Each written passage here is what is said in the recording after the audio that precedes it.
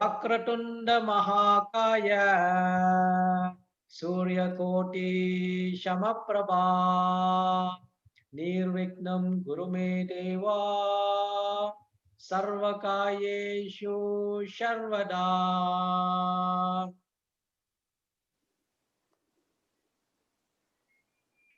Saraswate Namastubhyam Varade Kamarupini Vidyarambam Karishyami Siddhir Bhavadhu Mishada.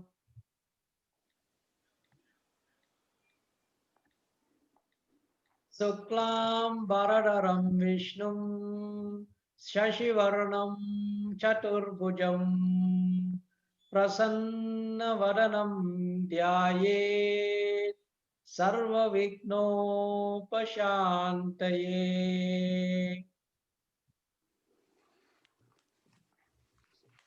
Salutations to Lord Hanuman, who is present wherever or whenever the names of Lord Rama is being chanted, or wherever or whenever Ramayana is being read.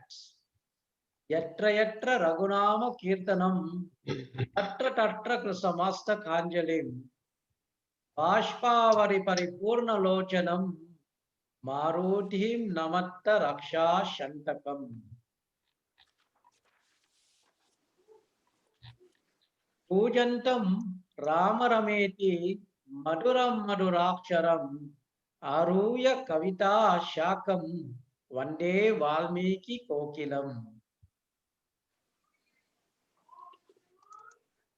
So we are now in the 25th session of Srimad Valmiki Ramayana with remaining 7 sessions with total of 32 sessions. Before we go into 25th session, let's review what we have covered in the last session. The previous session, we have covered Yuddha Kandam from chapter 1 up to 19. We started Yuddha Kandam in session 24th session, in the 24th session.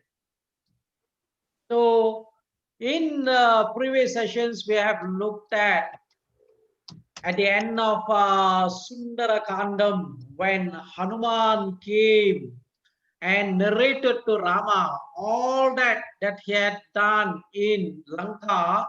Rama was very happy because he heard the news about Sita. And when Hanuman presented the Chudamani and then narrated all that happenings in Lanka, Rama had no words. What he said, "You are the best, O Hanuman, among all the servants. You have done more than what your king Sugriva have instructed you to do. So at this moment, I can only give you a warm embrace." So Hanuman was thrilled. So Rama praised Hanuman. That was narrated in chapter 1. And then Rama was in a state of depression. He was grieving. How am I going to cross this ocean? Ocean that extends to 100 yojana. And Sugriva comforted Rama. He consoled Rama. Rama was grieving. Sugriva has a friend. He said, "Rama, you should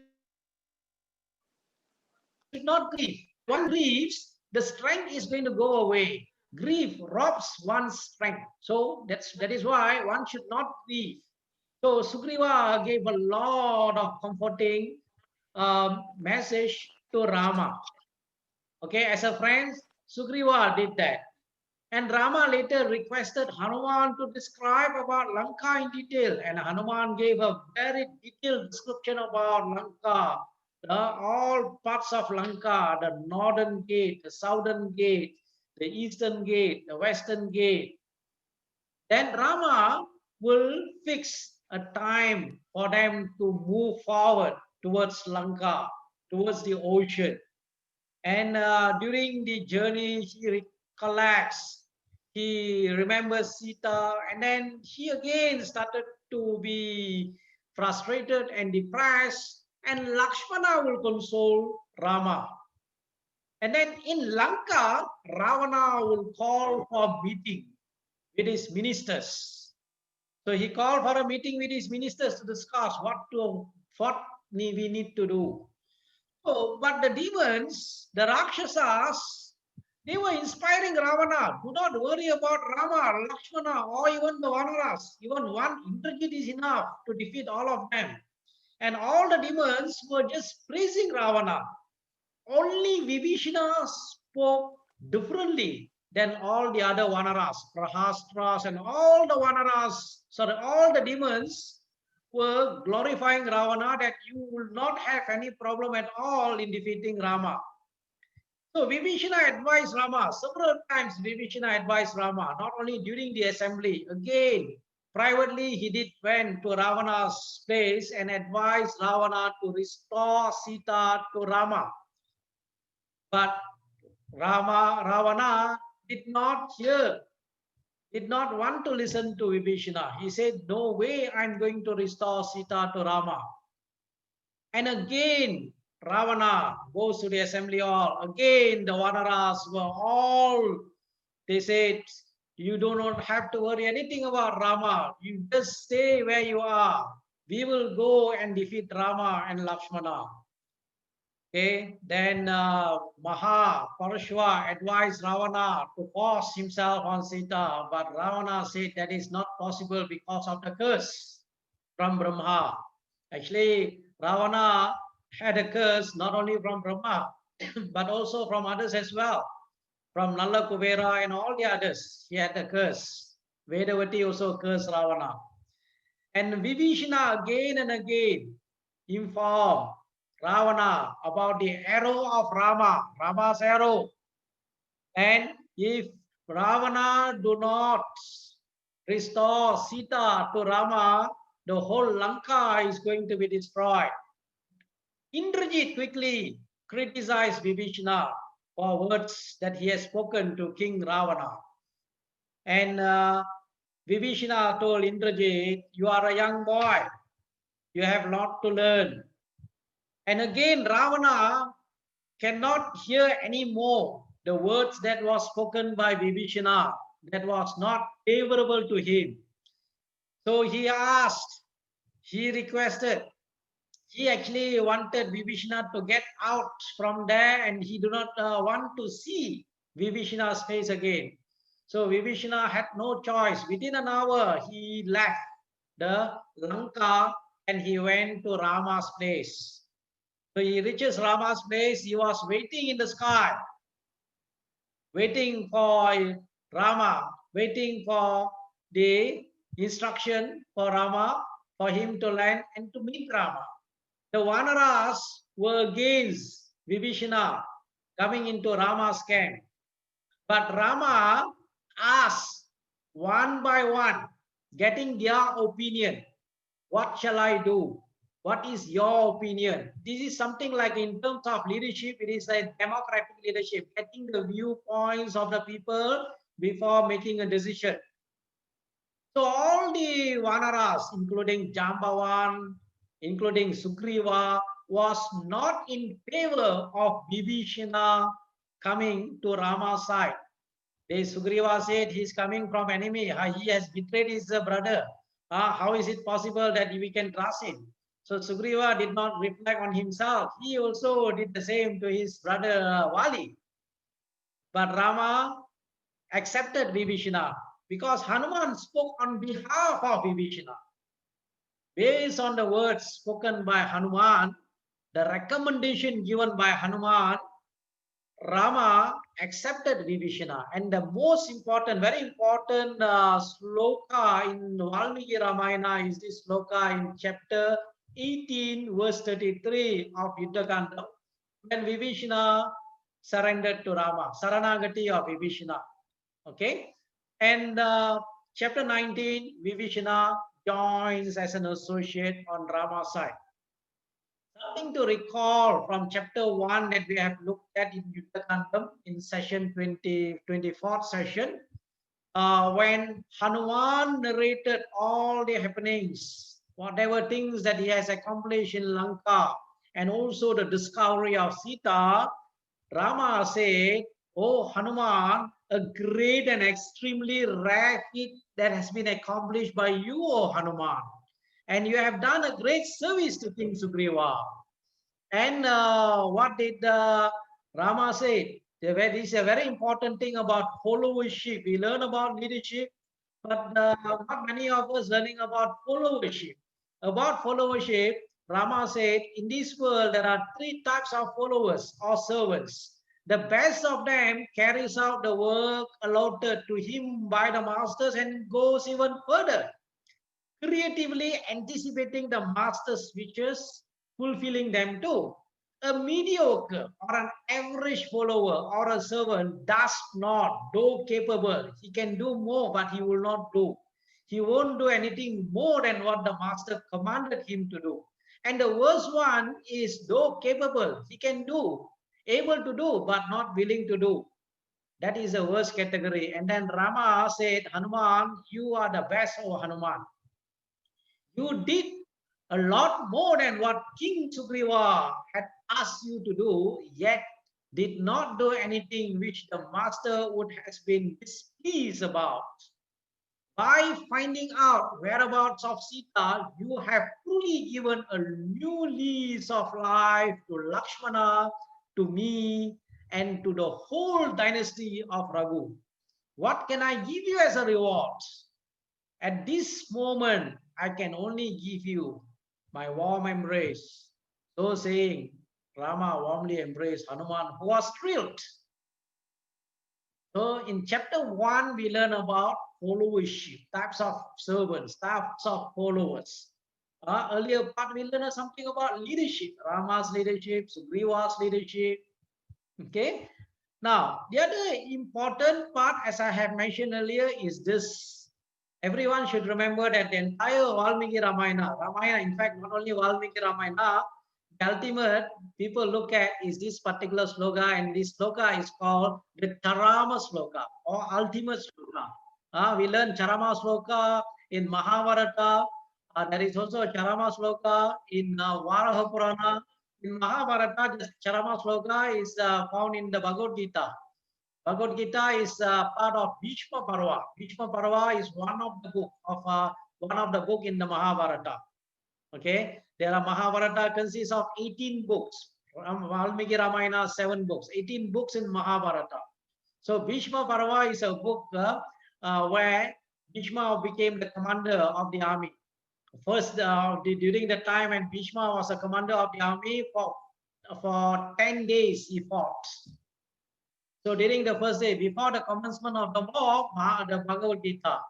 So in the Bhagavad Gita, there is this sloka in chapter 18. In Yuddha Kandam, if you look into chapter 18, also chapter 18, verse 33. But in Bhagavad Gita, it is chapter 18, verse 66. You can take a note. The very famous sloka, Sarva Dharma Parityagya Mam Ekam Saranam Raja Aham Tum Sharva Papebhyo Moksha Ishami Masucha. Meaning that abandon all sort of dharmas and surrender to me. Saranagati, surrender. I will deliver you from all sinful reaction. Do not fear. This is what Krishna said to Arjuna. Bhagavad Gita chapter 18 verse 66. Over here, Rama is telling almost the same. Okay, I remove all fear of all being, even if they come to me only once, seek my refuge, my Saranagati, calling themselves as mine. This is my vow. This is what vowed by Rama. This is a promise by Rama. The famous verse, Sakruteva Prapannaya Tavashmiti Jaya Jate Abhayam Sarvabhuttebhyo Danamye Tat Pradam Mama. Okay, this is where many scholars, especially those in the school, Vaishnavism school, look at this is the most important sloka in the Valmiki Ramayana, and in the Mahabharata, the important sloka is found in the Bhagavad Gita, chapter 18, verse 66. So this is what we have covered in previous session 24th session. In this session, we are going to look at from chapter 20 up to 37. Okay, 20 up to 37. So, what are some of the highlights? If you look into chapter 20, it's about Ravana who will be sending, okay, a messenger to Sugriva called Sukha, okay, who will go in form of a bird. And Sugriva, later we will learn what the Sugriva's answer to Sukha. And after that, Rama wanted to cross the ocean. He fasted for 3 days. He wanted to cross the ocean, but the Samudra Rajan, the ocean god or the king of the ocean, Samudra Rajan, did not appear at all. So when the Samudra Rajan did not appear, Rama was very angry. He told Lakshmana to bring his bow and arrow.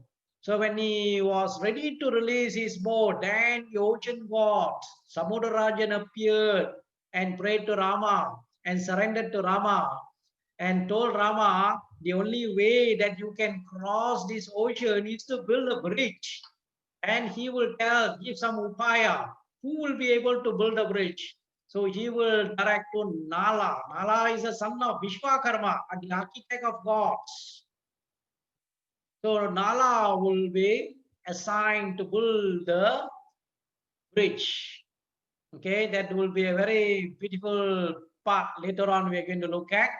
And then on in chapter 23, Rama explains the Nimitta Shastra, which is not very good. Nimitta Shastra, based on Nimitta Shastra, there are various something that is not favorable. Many Rakshasas is going to die and all that. Based on Nimitta, he is able to tell Lakshmana. And then Rama will order the release of Sukha, the messenger of Ravana. And Sukha, when he went back to Ravana, he will explain to Ravana all the strength of the enemy's army. The armies of Rama's army, he will be explaining to Ravana. And Ravana will inquire about various monkey leaders. All the details about the monkey leaders we can also find in this chapter, chapter 26, 27. In fact, if you are able to recall in Balakandam of Srimad Valmiki Ramayana, chapter 16 mentions about the devas who will come in form of vanaras. Okay, so again, if you read Uttarakandam of Valmiki Ramayana, it is mentioned that due to a curse by Nandi to Ravana, the Vanaras, because Ravana looked at the face of Nandi and laughed and said, "Your face looks like a monkey." And then what happened was that Nandi cursed that millions of Vanaras is going to be born in this world for your destruction. So the Devas came in form of Vanaras. And another reason is that Ravana do not have immunity from Vanaras and also Nara. Nara and Vanara, he has no immunity. And then besides Sukha, another Rakshasa called Sarana also describes all about the army of Rama. And then Sukha glorified Rama's army. So Ravana was not very happy. So he scolded Sukha and Sarana to get out from there. And Ravana dispatched another spy called Sardula. And Rama at that moment entered Suvela mountain. And Ravana was desperate. So he created, with the help of Vidyu Vidya, a magician, he created a illusory head of Rama with his bow and arrow. So Sita was stunned and was in a state of depression when she saw the head of Rama being brought and shown to her.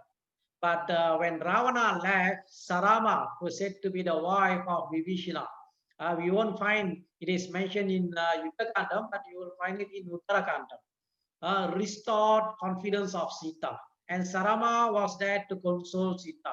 Earlier, if you are able to recall in Sundarakandam, Trijita was there to assist Sita and also to console Sita. Okay. Then we find Ravana's maternal grandfather by the name of Malyavan, okay, advised Ravana to restore Sita to Rama.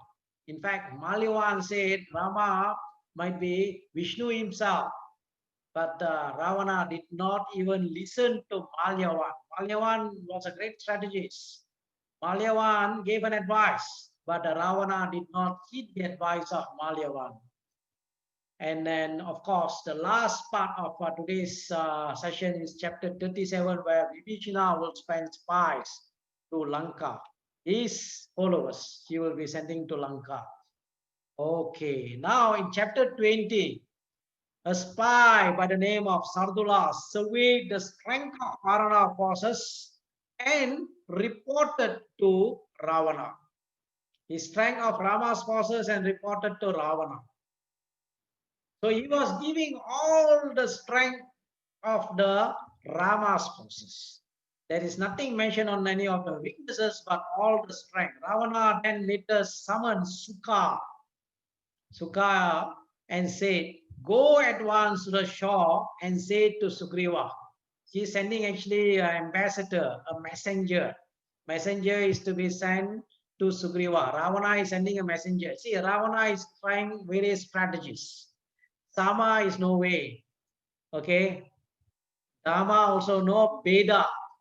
Danda. Before you go into Sama, Beda, before you go to Sama, Dana, he's trying to look into, trying to convince Sugriva so that Sugriva will not fight for Rama and will be favorable to Ravana. So he's trying to buy over Sugriva from Rama. This was one of the strategy that was taken by Ravana. So he instructed Sukha, you go to the other side and say to Sugriva, oh Sugriva, you are like a brother to me. What offense have I caused you that you wish to invade Lanka along with your army? So he requested Sukha to say or communicate in a way that Sugriva will abandon Rama. Okay, so what happened? Sukha arrived at Sugriva's camp and delivered all the message of Ravana's message. But the Vanaras began to assail Sukha, but was restrained by Rama. And Sugriva replied, tell Ravana, I am neither your friend or benefactor. You have antagonized Rama, hence you deserve the same treatment as was meted out with Vali. O Ravana, you boast of your strength, then why did you kill the aged Jadayu? Why did you take away? Why did you not take away Sita in the presence of Rama? Now your life has come to an end. As Sukha, the bird, was about to fly, Angada said, it is not a messenger, it's a spy, we should be killed. And the Vanara seized the bird, and it appealed to Rama, who requested the Vanaras to release it alive, saying, it is a messenger, messenger should not be killed. This is from Rama. They will release Sukha later. So Sukha have been caught by the Vanaras. So this chapter, the next chapter, chapter 21, is a chapter where Rama will perform Saranagati to the ocean. But this Saranagati was not successful. Ramayana actually consists of many Saranagatis. See, people might be wondering, why do Rama have to do Saranagati to the ocean? Why do Rama have to pray to the ocean? Rama is a Vishnu, Narayana himself. But remember, here Rama is acting as a human being. Atmanam Manusham Manye Ramam Dasarada Atmacham. I am a human being, son of Dasarada. He is not seen. Valmiki Ramayana's portrayal is Rama as a normal human being. So Rama prays to the ocean, but the ocean did not appear. Rama prayed for help, waited 3 nights. He was fasting, he prayed, but there was no response.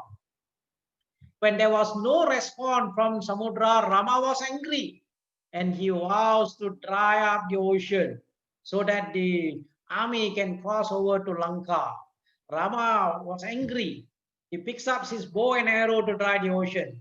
Lakshmana refrained him from doing so. That's why, if you remember, in Balakandam, Balakandam, chapter 1, verse number 4, there is a sloka, Jata Roshasya Samyuge. It is mentioned that Rama is somebody who is able to control his anger. Atmavanko Jita Krodo. One be able to control his anger. Jita Krodo. Gutimanko Anusuyaka.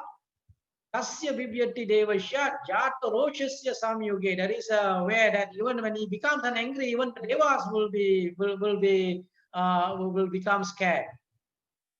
So Rama praying. So if you look at this particular chapter, if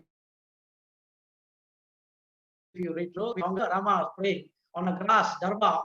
Rama praying to ocean god to help him to cross the ocean 3 days and nights, but no sign of ocean god appearing.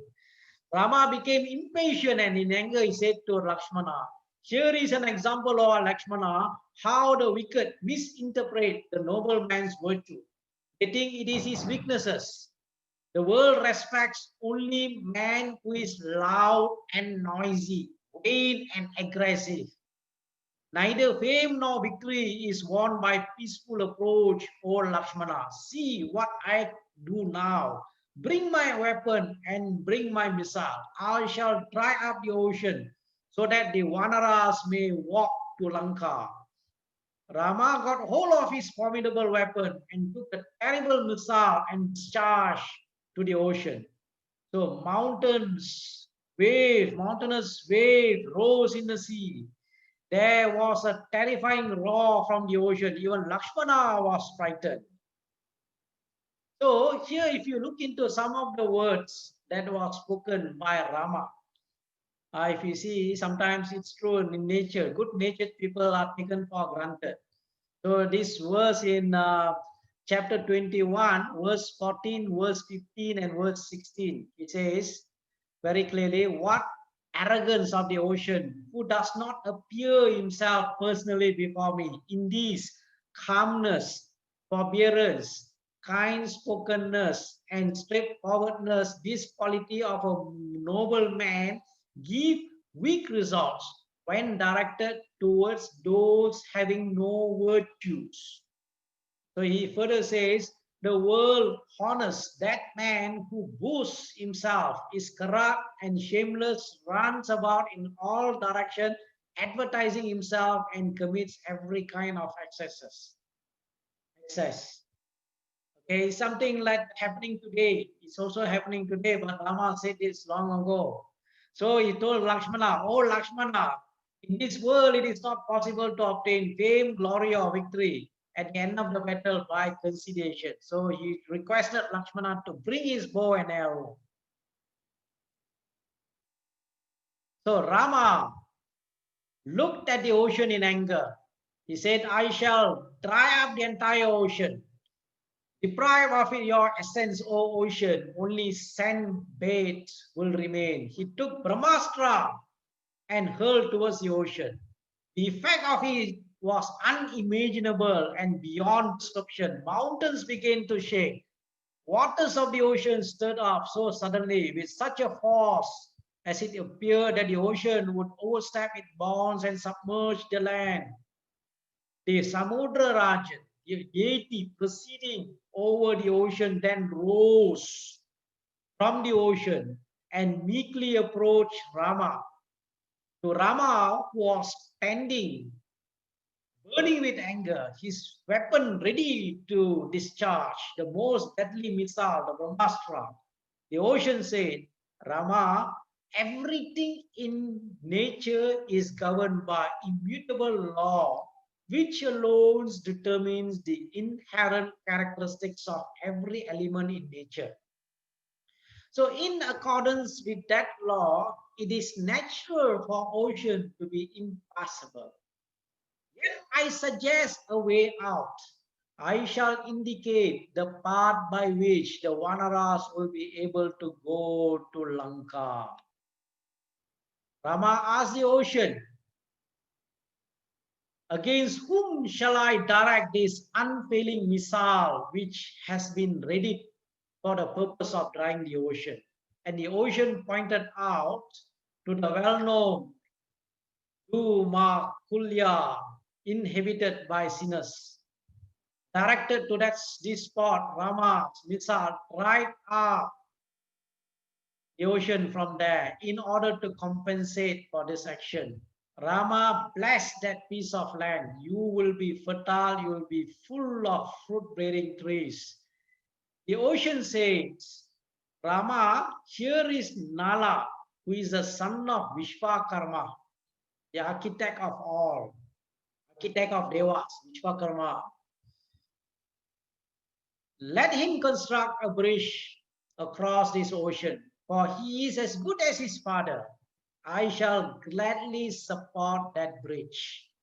So the ocean god, Samudrarajan himself, is requesting Rama to instruct Nala, one of the Vanara. Nala is an Amsha of Vishwakarma. You have Nila, who is the commander. Nila is the Amsha of Agni.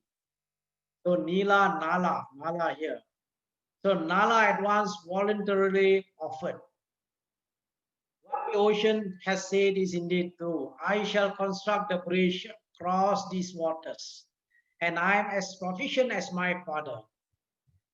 Actually, the ocean owes a debt of gratitude to Rama, for a great service was rendered by Rama's ancestor to the ocean. Sagara, King Sagara was the ancestor of Rama. Remember, King Sagara wanted to do Ashwamedha Yagya. Indra stole his horse. He sent his 60,000 sons. All were burned by Sage Kapila. And then later, it took Bhagirath's effort to what he call send them all to heaven, because Bhagirath brought Ganga down to earth. So yet it is not the gratitude that inspired the ocean to give away. Fear did it. The ungrateful man in this world recognized only punishment, not love or affection. See, in some versions, some scholar who have said, when Rama wanted to release the Brahmastra, what happened was that the ocean king came, and then Rama said the Astra must be released somewhere. Tell where it should be released. So the ocean given a direction towards the south, and it was said that Rama released the ocean towards the Astra towards the south, and it dries up the ocean there, and the land emerged, and that land is called Australia. But I do not know whether you find any particular references, but this I heard from one of the scholar who was giving one session on Valmiki Ramayana, where because of the Astralaya became Australia. Currently it is called Australia, Astralaya. The Astra that was released by Rama uh, towards the south. Okay, but it has no any specific reference, but it is based on what I have heard. I'm just narrating to you. But from Valmiki Ramayana, it is not that location. It is a different location that was mentioned in Valmiki Ramayana. So now, at the Rama's command, under the engineer, civil engineer, the Nala, thousands of Vanaras got ready to undertake this task, mighty undertaking. They cut down logs of wood. They rolled away huge rocks and stones. They threw these into the ocean. Some of the Vanaras had a plumb line so that the rocks could be placed in a straight line. With the help of the Vanaras of immeasurable strength, Nala puts up the bridge across the ocean using lots of woods, rocks, and stones. The 100 yojanas long bridge took 5 days to build. The celestial beings watched this marvelous feat reported by Valmiki. As the bridge was completed, Vibhishana stood at the southern end of Lanka to prevent sabotage by the enemy. Sugriva then said to Rama, let Hanuman take you, let Angada take Lakshmana to Lanka. They were ready to depart. See, looking at chapter 22, the building of the bridge. Chapter 21, if you look into, Samudra Raja did not appear. So Rama actually here used Sama, Dhana, Bheda, Dhanda. He started to fast, pray. Okay, you do all that, but at the last stage, but in this case, there is no Veda, Dana here. Straight away, Rama looks into Danda, punishment. So here we learn after Vibhishana surrender, Rama and his Vanaras were waiting to cross. 3 days he spent. Samudrarajan did not appear.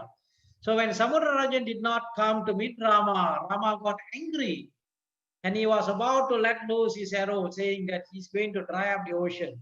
When Samudra Raja came to know about it, he came along with his wife and surrendered, little ignorance, and gave a solution to Rama's army to cross the ocean.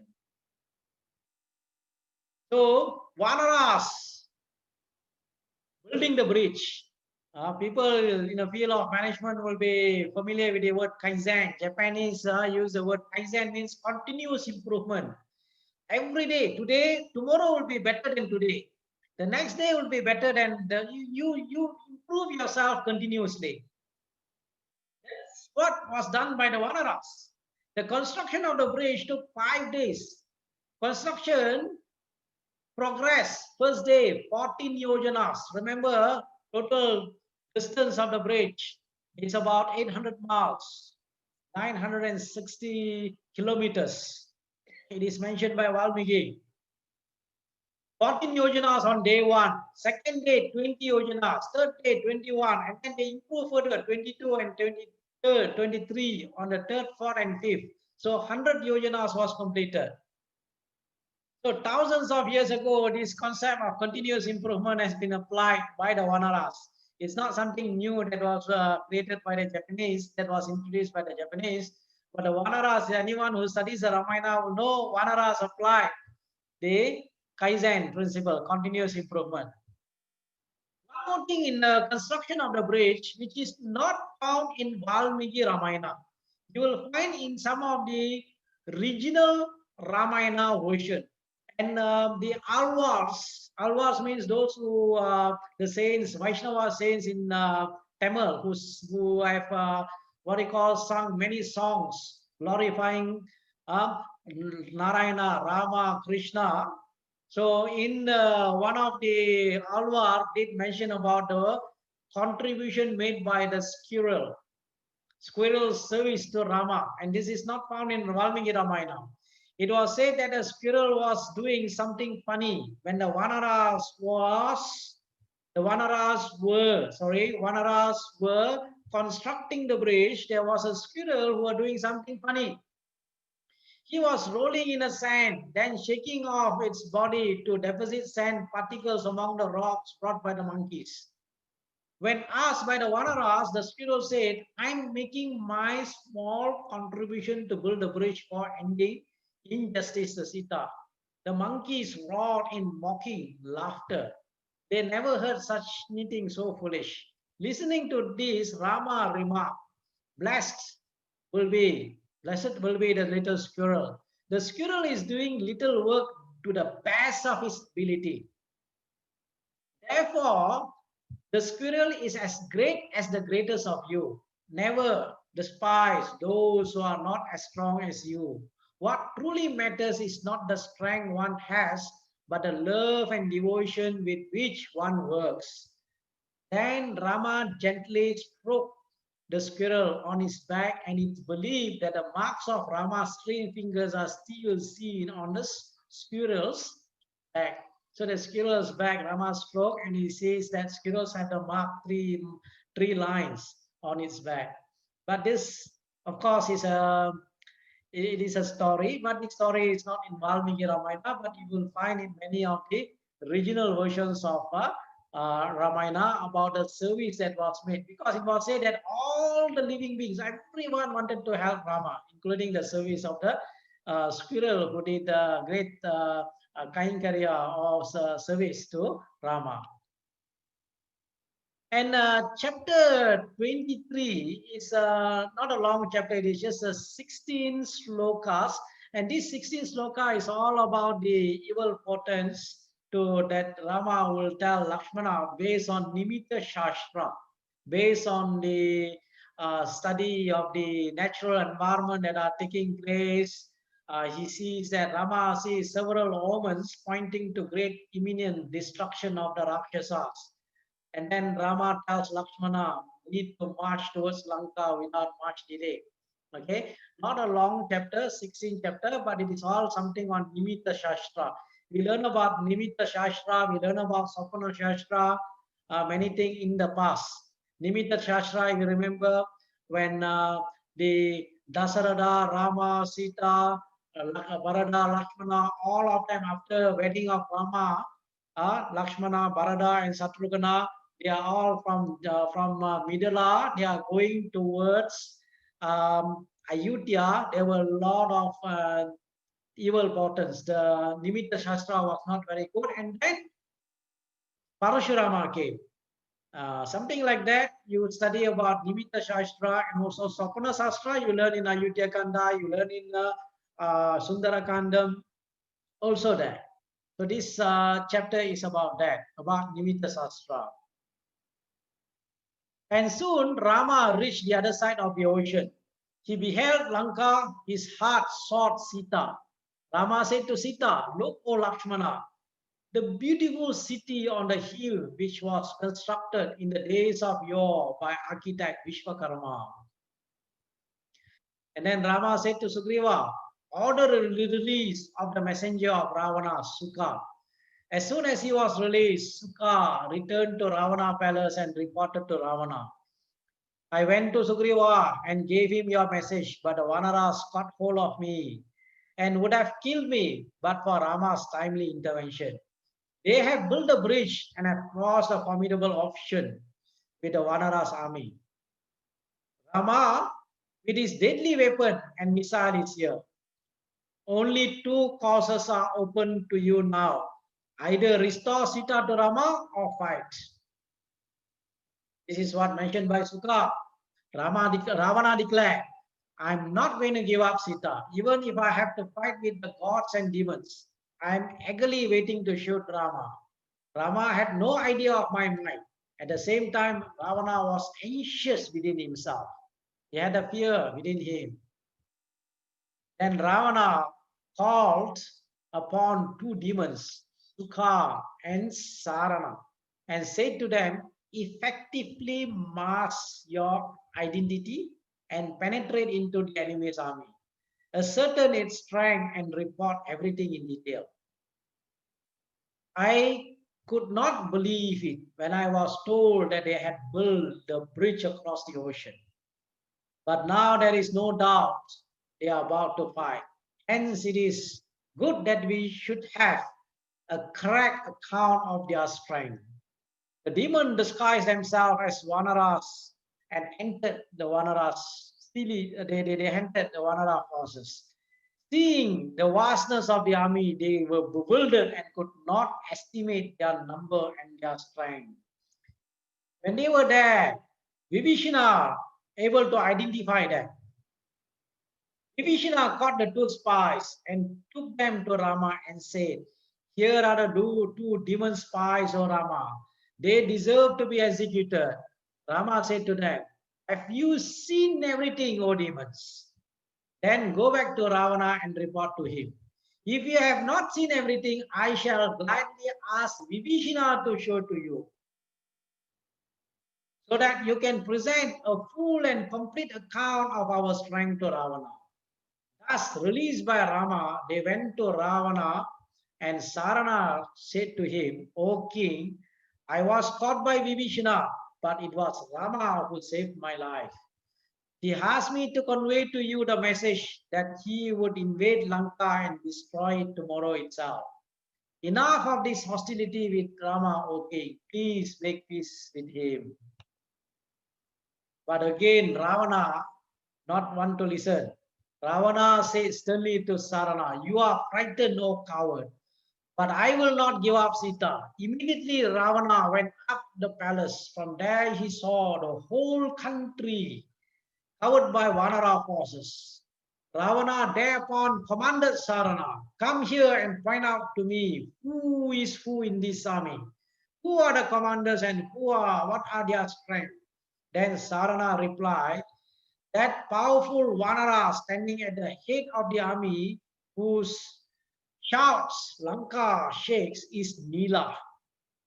Nila is the son of Agni that we learn in the Balakandam chapter 16. Nila, who is the commander. That hero who places the crown with great fury is Angada, Vali's son. Behind him is Nala, the builder of the bridge. The white Vanara, Sweta, is a big organizer and is the Sugriva's military advisor. There stands Kumuda.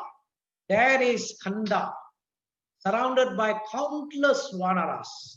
Even so is Ramba, surrounded by countless Vanara. Ramba is one of the name of Vanara. Ramba is also an Apsara. But here is also Ramba is also a name of a Vanara. That fearless Vanara is Sarava, who has an equally vast army. Those two Vanaras are Panasa and Vinata.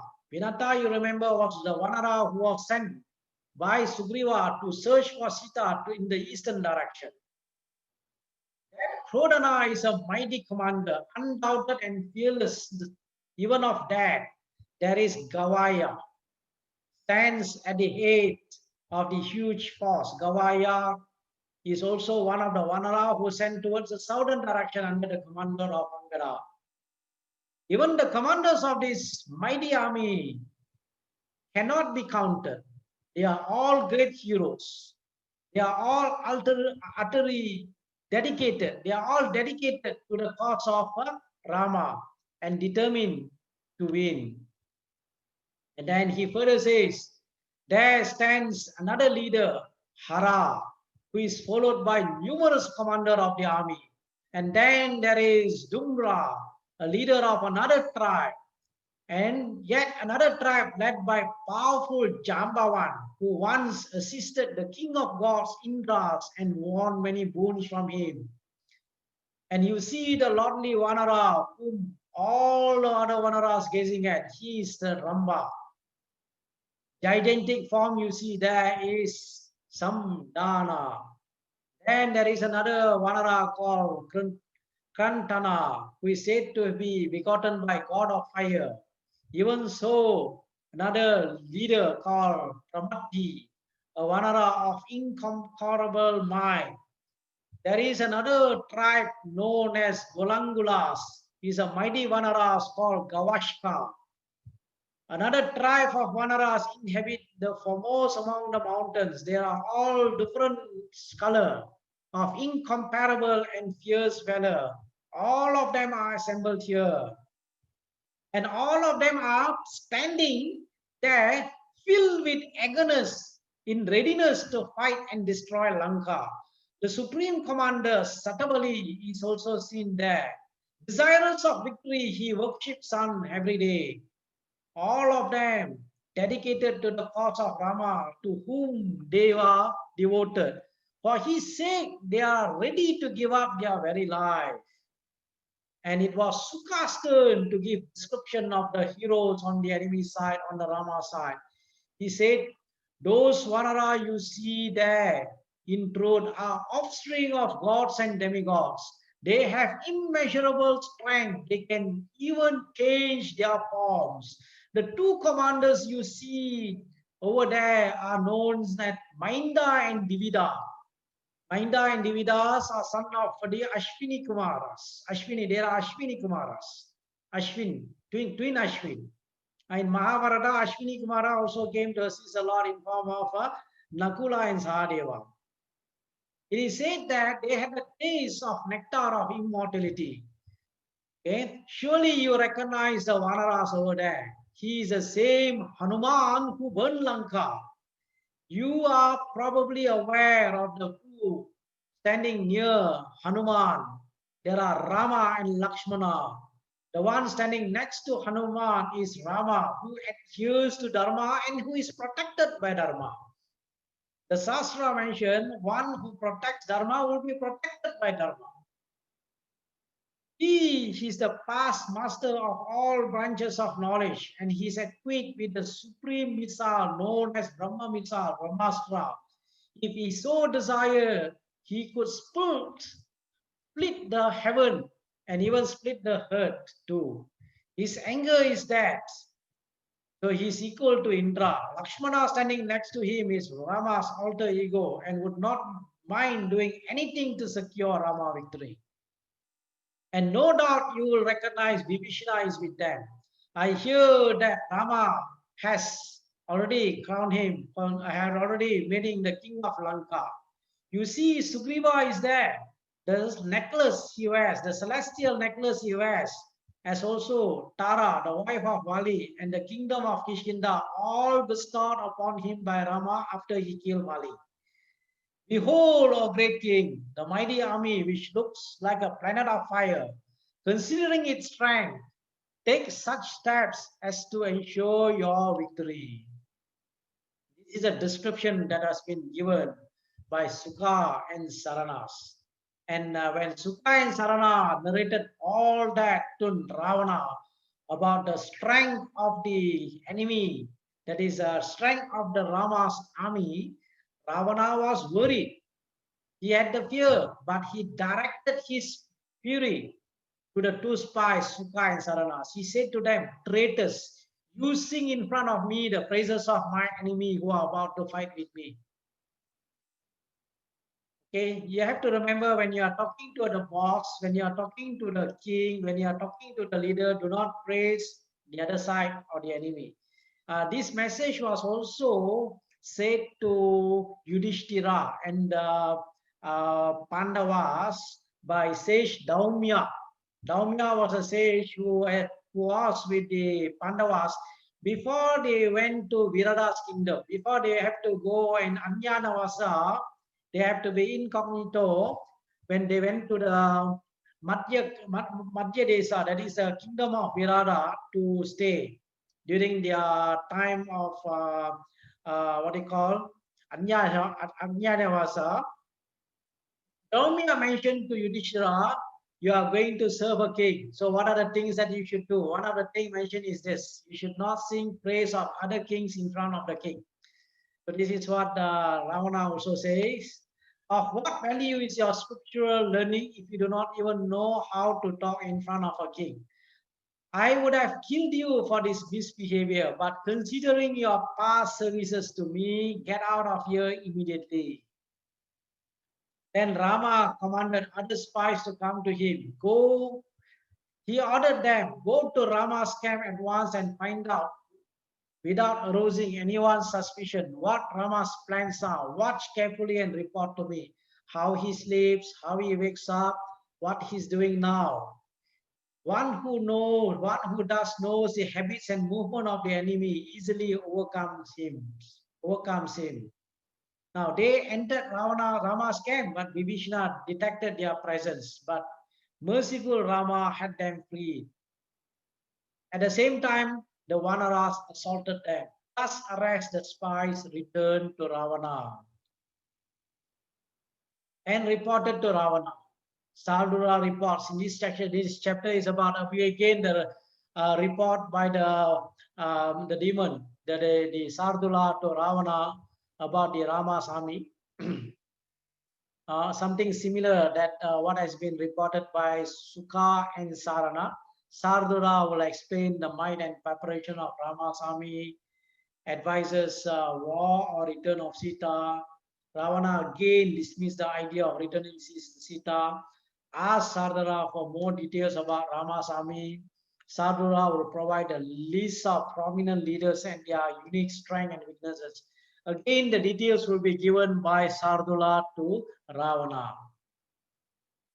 So Ravana became very worried, and he became very desperate. He immediately summoned his counselors for consultation, and after praising them of the latest position, he called a demon called Vidyujiva with him to come to him. He's a magician. Okay, and both of them went to Ashokavana. And Vidyujiva possessed power to materialize any object by a mere wave of his hand.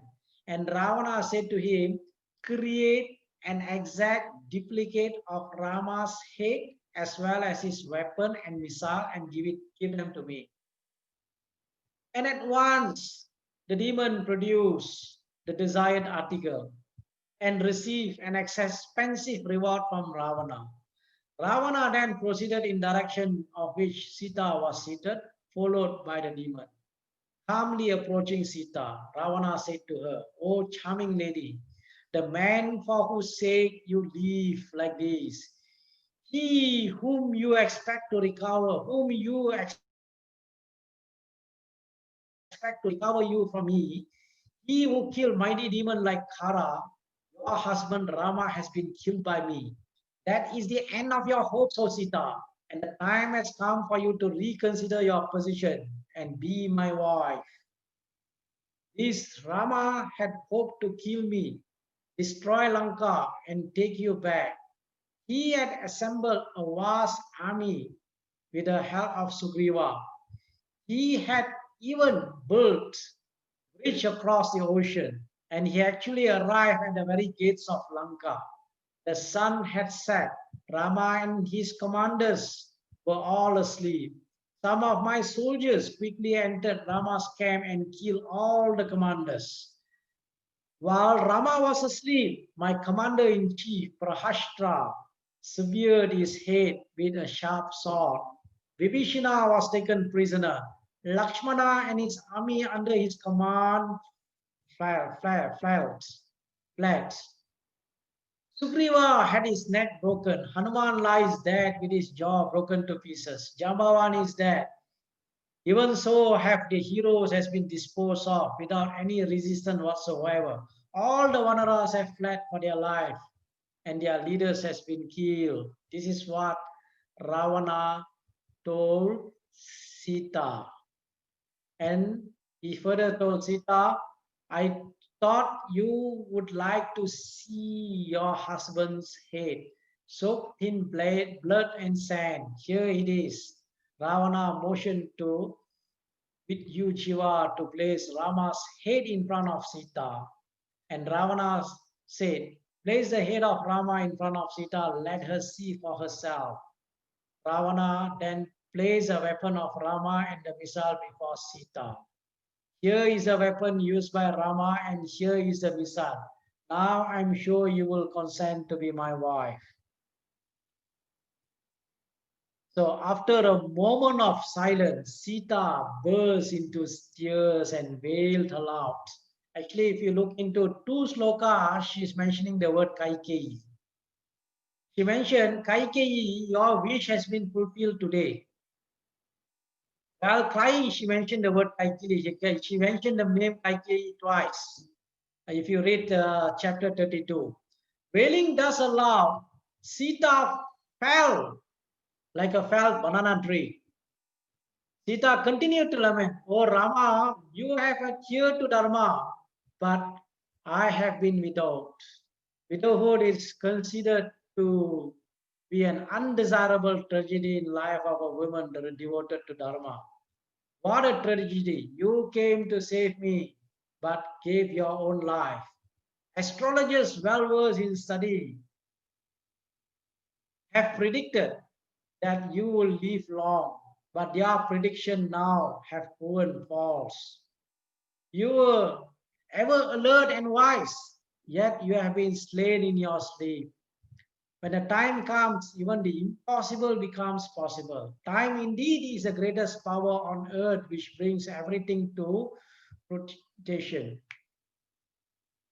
Moreover, you are a past master in political science, as also in the use of weapons. Yet you lie embraced by the demon of destruction. Here lie your weapon, which I use to worship every day. I suppose you are happy now, having rejoined your beloved Father in heaven. But why you have deserted me? Don't you remember that what you said on the day of our marriage? You then said, we shall always practice Dharma together. Please take me too with you. It is terrible even to think of that this body, which I so lovingly embrace, is perhaps being ravished by beasts. How cruel and unjust that you have worship the sacred fire so regularly are denied the privilege of proper cremation. So when Lakshmana returns to Ayodhya alone, of party of three that left Ayodhya, how greatly Mother Kausalya will grieve, or she will even give up her life too. And oh Rama, I am a wretched woman who have brought all this destruction. Ah, this his own wife become Rama's dad. Turning to Ravana, Sita said, "O Ravana, place my body on Rama and kill me too. Place my head along with his, my body with his. I shall also go along with him. Kill me. You will be rendering me a greater service. It will be the most auspicious action in that you bring husband and wife together." While she was thus wailing, a messenger urgently sought the presence of Ravana and said, "Lord, your minister needs you urgently." Ravana departed at once. Now, when Ravana departed the scene, the head and the weapons of Rama disappeared. Rama conferred with his minister and ordered general mobilization. Get all the demons together, but do not tell them what for, he instructed. Now, chapter 32, you look at, it will be all about frustration, cry that are coming from Sita when she saw the magical head that was created by the magician um, of Ravana. These are all about cries of Sita. That is what you're going to read in chapter 32. And at the end of chapter 32, Ravana will leave, and when Ravana leaves, that the head of Rama will disappear. Now, as soon as Ravana left, a demoness known as Sarama. Sarama is said to be the wife of Vibhishana. This is found in Uttarakanda. Okay, Uttarakanda mentions that. Appeared and she said, give up the sorrow, O Sita. Whatever Ravana said was false. Rama's head and weapons were produced by magic. Rama has not been killed. And I'm convinced he cannot be killed. He and his brother Lakshmana are able to defend themselves. I know for certain that Rama and his army have already crossed the ocean and arrived at the gates of Lanka. Hearing the tumultuous sound outside the grove, Salama continues, "O Sita, the army of Ravana is being mobilized and the troops are marching for war. The roads are blocked with troops. They are marching to their doom to usher in your happiness, O Sita. I feel convinced that Rama will enter Lanka victoriously. Soon you will behold your beloved husband. Soon I will behold you, my very dear friend, seated on the lap of your husband. He will wipe your tears and you will be reunited. Rest assured of this, O dear Sita. For the present, please adore the Son, the Lord of all beings." So here, Sarama is consoling Rama. Sarama says that it is a magical head that was created by Ravana, which is false, okay, produced by magic. Rama was not killed, and this was a great consolation for Sita. Sarama wanted to do Sita even more favor. He said, "I can go to where I like.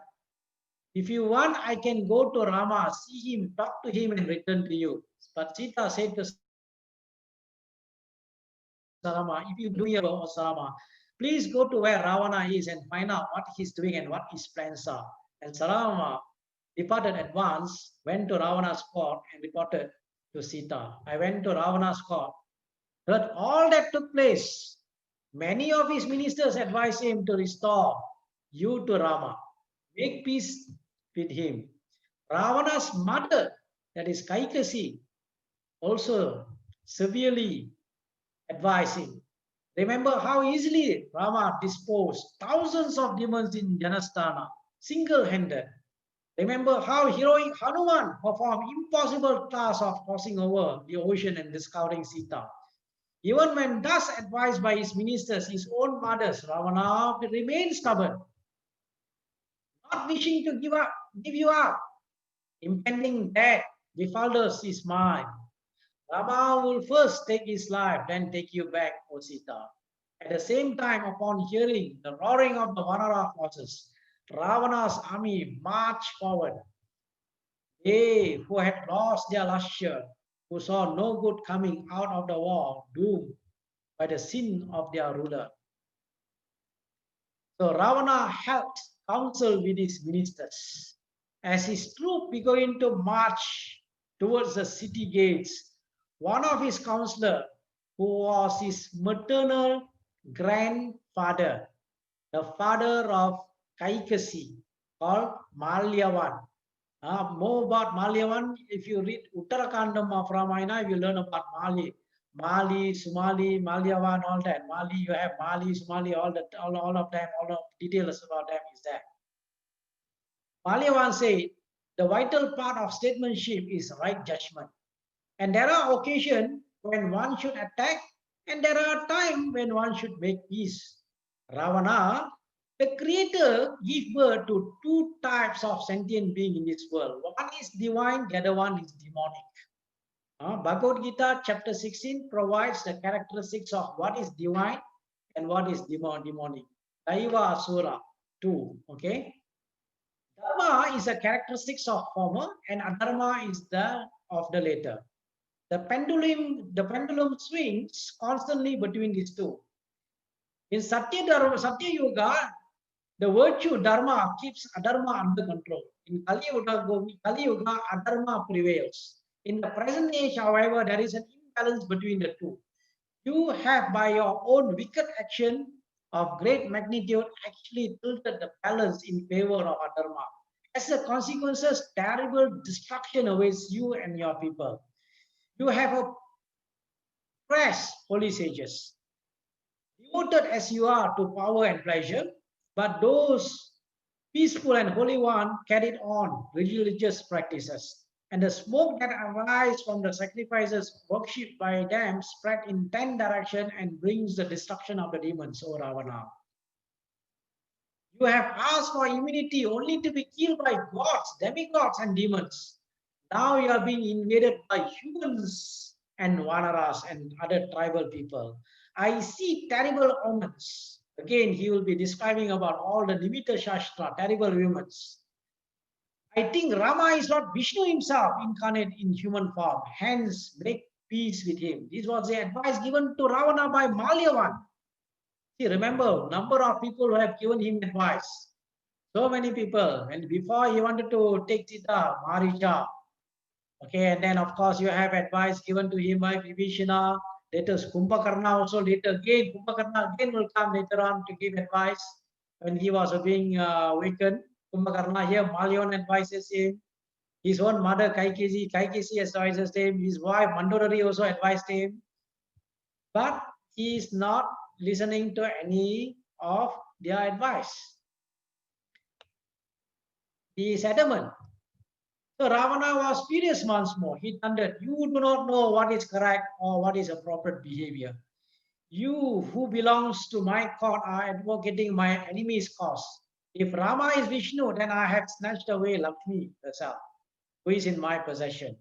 Why will I give her away? No way. I may break into two, but I shall not bow down. Never. This is my native characteristics, my Shwa Dharma, my nature, he said. Even if it is to be a fault, one native characteristics is difficult to overcome, Shwa Dharma. I assure you, I will kill Rama in no time. And Ravana said this to Malyavan. Malyavan pronounced his blessings upon Ravana and left the court. Ravana instructed foremost among demons to guard the three gates cities of Lanka, resolving to be present at the northern gate himself. Having thus assured city's defense, hailed and adored by the ministers, Ravana dissolved the council and returned to his inner apartments. The last chapter for today. And this chapter describes Rama and his army marched and reached the outskirts of the city, where the foot of Suela mountain.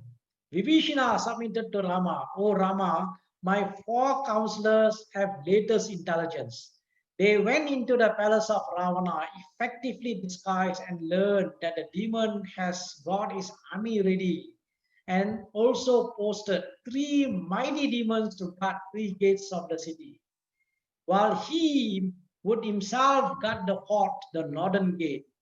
Vibhishana continued, O Rama, the forces marshaled by Ravana of terrible strength, in fact, much more than those with the help of which he invaded the stronghold of the gods and won victory over them. I am not saying this to frighten you, hence do not be annoyed with me. I am giving this warning so that your anger can be sufficiently aroused, for then you are invisible. Now, Rama considered his own army should be deployed and given instruction.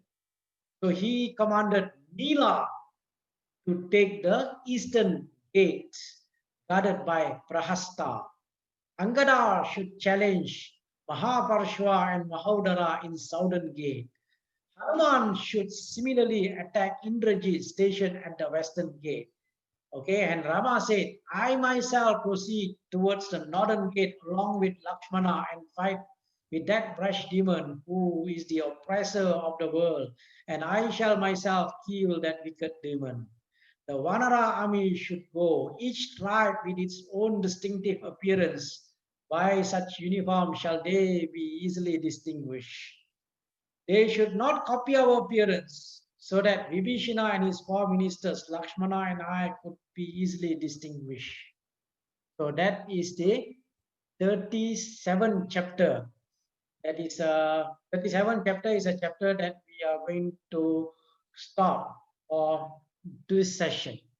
Okay, we're going to continue from 38th chapter onwards. Yuddha Kandam, as I have said, is huge. 128 chapters. Even in Kamba Ramayanam and many other regional versions of Ramayanam, Yuddha Kanda is the longest part. Longest part. And we are taking 9 sessions. So we have completed 2 sessions on Yuddha Kandam, 7 more sessions to go from session 26 up to 32 to complete Yuddha Kandam. So upon completion of every session, look at some of the learnings, what you have learned and how you can implement in your daily life. Some of the lessons that we learned, certain lessons, if you look at things that I have put it in bold in the PPT, you can learn, and make sure you read the preliminary readings of Valmiki Ramayana that I share every time when I share the slides in the WhatsApp group, so that you will be able to follow the session easily. Okay, read Ramayana. I have been sharing with you the slide and the readings from Read Ramayana. You should read so that it will be easier for you to follow the sessions of Ramayana. And by mid of February, you would have completed reading the entire Valmiki Ramayana up to the end of Rama Pattabhisheka, Yuddhakandam, and Pattabhisheka of Rama. All right. Thank you to everyone. Sri Rama Rama Rameti Rame Rame Manorame Sahasra Rama Tatulyam Ramanama Varanane. So I will see you in our next session. Okay. Thank you to everyone.